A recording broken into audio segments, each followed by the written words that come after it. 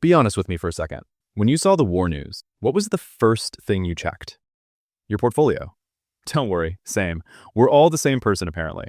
And you weren't checking because you're a bad human being. You were checking because you know the rule. War happens, gold goes up.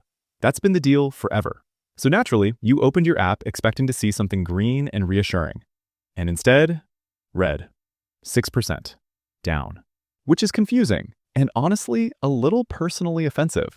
Like you studied for the exam, showed up on time, and the teacher goes, "Actually, we changed the subject. Shoulda known." And look, before you spiral into the whole system is rigged territory, well, kind of, but we'll get to that. What I want to show you today is why this happened. Not the surface level answer you'd get from a 2-minute news segment. The actual reason. The one involving what big money was doing 3 weeks before you heard anything. The one involving a $920 million fine that most people already forgot about. The one that, once you understand it, will completely change how you read gold's behavior forever. Let's go. Let's start with the belief. Because the belief is where everything goes sideways. Gold is the safe haven. Wars, recessions, pandemics, your portfolio having a catastrophically bad Tuesday. Gold goes up. And the track record backs this up. During the 1970s oil crisis, gold went from $35 an ounce to over $800. That's over 2,000%. After 9/11, it jumped the same week. During the 2008 financial meltdown, which, if you were old enough to experience it, was genuinely not a fun time for literally anything, gold doubled.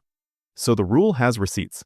Gold and chaos have been in a committed relationship since ancient Egypt, and honestly, it's held up better than most. But here's what nobody explains properly, and I mean nobody. Gold doesn't just respond to fear, it responds to the anticipation of fear. Those are not the same thing, not even close. And confusing them is the single most reliable way to buy the top, watch it drop, feel like an idiot, and then read 17 contradictory Reddit threads that somehow make you feel worse. Not that I'm speaking from experience or anything. Think about it this way. You know a massive storm is coming in 3 days. You go buy umbrellas today.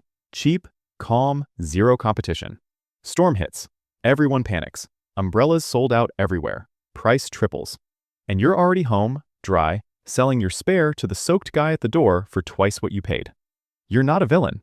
You're just early. That's institutional money. That's hedge funds. That's the players who move gold markets at scale. And understanding what they were doing before this conflict made headlines is the only way any of this makes sense. Let me paint you a picture. It's 3 weeks before anything hits the news. You're going about your day. Coffee, commute, nodding on a Teams call that is definitely not worth your time. Completely normal Tuesday. Meanwhile, in a glass building somewhere that absolutely has better coffee than yours, a team of analysts who haven't slept properly in 4 days is looking at satellite imagery, diplomatic cables, troop movement data, and about 40 other things your news app doesn't cover. And they're reaching a conclusion. Something is coming. So they start buying gold, quietly, deliberately, not in one big move, because if they move too aggressively, the whole market notices and the trade gets crowded and expensive overnight.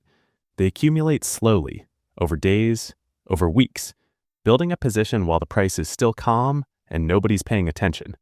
By the time the first alert hits your phone, by the time the news graphic appears with the dramatic music, these players are already sitting on weeks of gains. The position is built, the profit is sitting right there. And now they have exactly one question. Who's going to buy my position so I can get out? Enter retail investors. Stage left, right on cue, panic in their eyes, buying gold because the TV told them to. You know that feeling when you're watching a horror movie and the character is walking toward the clearly haunted basement and you're physically yelling at the screen? Retail investors during geopolitical events are that character, and the institutions waiting to sell are just standing at the bottom of the stairs, patiently, with a receipt. This is called buy the rumor, sell the news, one of the oldest patterns in financial markets, and gold during wars is its greatest hits album, on repeat every single conflict. Retail floods in, institutions use that buying pressure to exit. The demand that should have pushed gold up gets completely absorbed by institutional selling. And instead of the rally everyone expected, you get a 6% drop during a war. Which, now that you understand it, isn't surprising at all. It's basically just scheduled. And here's the thing. This isn't a theory. This has happened before, multiple times, with almost suspicious consistency. Gulf War, 1990. Gold peaked before the ground invasion. Once the actual fighting started, it fell. Iraq War, 2003. Gold rallied in the weeks leading up to the invasion, dropped sharply in the first week of actual conflict. Russia-Ukraine, 2022. Gold hit multi-year highs in the days before the invasion was confirmed, then dropped over $50 an ounce in the immediate aftermath. Before the war, up. During the war, down.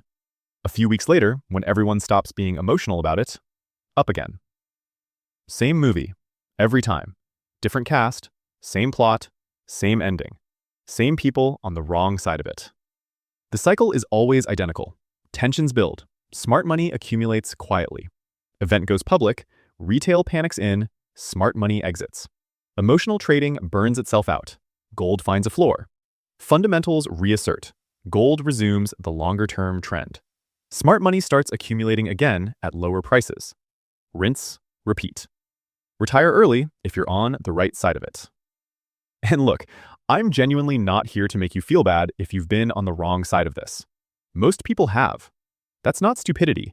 That's just what happens when you're working with less information, less capital, and significantly less satellite imagery than the other side of the trade. But you're here. You're watching this. So let's keep going, because it gets darker. In 2020, the Department of Justice announced that JP Morgan, one of the largest, most powerful financial institutions on the planet, had agreed to pay approximately $920 million in fines and penalties. $920 million. The charge? Manipulating precious metals markets for years. Their traders were running a scheme called spoofing. They would place enormous fake orders in gold and silver markets, orders they had absolutely zero intention of filling, purely to move prices in directions that benefited JP Morgan's actual positions. Move the price, execute the real trade, cancel the fake orders, pocket the profit, repeat. And this wasn't one rogue trader having a catastrophically bad week. This was systematic, organized, multiple traders, multiple desks, over years. The asset that people buy specifically because they don't trust banks, governments, and institutions was being actively manipulated by a bank. I genuinely don't know whether to laugh or just lie down on the floor for a minute. Both feel appropriate. And look, JP Morgan paid the fine. People faced consequences. Regulations tightened. The system technically did the thing it's supposed to do. But what this proves on the actual court record is that gold is not this pristine, untouchable safe haven floating above the dirty world of financial markets. It's a market with massive players who have, in documented federal filings, moved it for their own benefit. Knowing that doesn't mean you avoid gold. It means you stop being surprised when it does something that doesn't fit the fairy tale. Here's something that genuinely doesn't get talked about enough, and it's a big reason why gold swings feel more violent now than they did even 10 years ago. Gold used to be boring, stable, reassuringly predictable. The kind of asset that moved 2% on a massive news day and you'd go, huh, interesting, and get on with your life. That is completely gone now. 3 things changed the entire game. First, central banks bought nearly 1,000 tons of gold in 2023 alone. China and the United States are actively competing for precious metal reserves as part of broader economic strategy. When nation-states treat gold like a geopolitical weapon, the price dynamics get significantly more intense than your average commodity. Second, every stimulus package, every rate cut, every round of money printing pushed more investors toward gold as an inflation hedge. The pool of capital chasing gold is larger than it has ever been in history. More money chasing the same asset means bigger moves in both directions. And third, firms like Jane Street are now serious players in precious metals markets. Jane Street did over $10 trillion in trading volume in 2023. These are firms built entirely on speed, algorithms, and exploiting inefficiencies at a scale that is honestly slightly terrifying if you think about it for too long, which I'd recommend not doing. When a firm that moves $10 trillion decides gold is interesting for 48 hours, They can turn a move that would have taken weeks in the old market into something that happens before you finish your lunch. So now you've got pre-war institutional accumulation, retail panic buying on headlines, mass liquidity sell-offs, JP Morgan's well-documented precious metals history, and high-frequency algorithms amplifying every single tick in real time. And then people act surprised when gold dumps 6% during a war. It's not surprising. It's basically just physics at this point. Very expensive, slightly depressing physics. All right, enough making you feel bad about financial markets. Let's make this useful, because all of this only matters if it actually changes how you think. So here's what this means in practice. 1.